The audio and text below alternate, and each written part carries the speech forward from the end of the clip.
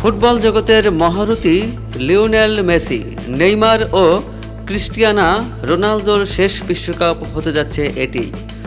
2030 সালে Morocco, Portugal ও স্পেনে বিশ্বকাপ রয়েছে।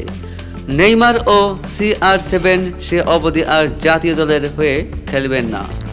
লিওনেল মেসি 2022 সালে ফুটবল বিশ্বকাপ জিতে ক্যারিয়ারের চক্র পূরণ করেছেন, কিন্তু নেইমার ও রোনালদোর সে স্বপ্ন পূরণ হয়নি। তবে বয়স বলছে বিদায়ের ঘন্টা বেজে গেছে। মেসি আর্জেন্টিনার হয়ে 2টি কোপা আমেরিকা, অলিম্পিক গোল্ড ও একটি বিশ্বকাপ জয় করেছেন। নেইমার অবশ্য একটি অলিম্পিক গোল্ড পেয়েছেন, কিন্তু বিশ্বকাপ বা কোপা জিততে পারেননি। ক্রিস্টিয়ানো রোনালদো দেশের হয়ে একটি ইউরো চ্যাম্পিয়নশিপ ও 2টি নেশনস লিগ জয় করেছেন। ক্লাবে গেলে দেখা যায় রোনালদো ম্যান ইউ ও রিয়ালের হয়ে 5টি চ্যাম্পিয়ন্স লিগ জিতেছেন। মেসির সেখানে বার্সেলোনার হয়ে 4টি শিরোপা রয়েছে।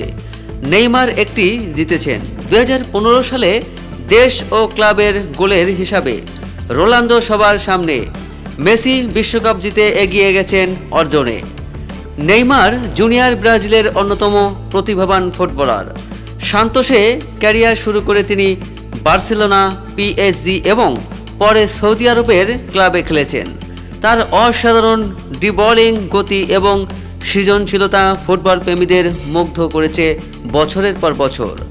নেইমার 400-র বেশি গোল করেছেন এবং ব্রাজিল জাতীয় দলের ইতিহাসে অন্যতম সর্বোচ্চ গোলদাতা। বার্সেলোনার হয়ে তিনি চ্যাম্পিয়ন্স লিগ, লা লিগা এবং বহু গুরুত্বপূর্ণ শিরোপা জিতেছেন। যদিও বিশ্বকাপ জয় তার অধরা রয়ে গেছে, তবুও তিনি ব্রাজিলের ফুটবল ইতিহাসে অন্যতম সেরা খেলোয়াড় হিসেবে বিবেচিত হন। রোনালদো, মেসি ও নেইমার এই তিনজন শুধু ফুটবলার নন, তারা একটি যুগের প্রতীক। রোনালদো শিখিয়েছেন কঠোর পরিশ্রমের মূল্য, মেসি দেখিয়েছেন প্রাকৃতিক প্রতিভার সৌন্দর্য, আর নেইমার ফুটবলকে দিয়েছেন আনন্দ ও সৃজনশীলতার নতুন মাত্রা। তাদের গোল, ট্রফি এবং অসাধারণ পারফরমেন্স ভবিষ্যৎ প্রজন্মের কাছে অনুপ্রেরণার উৎস হয়ে থাকবে।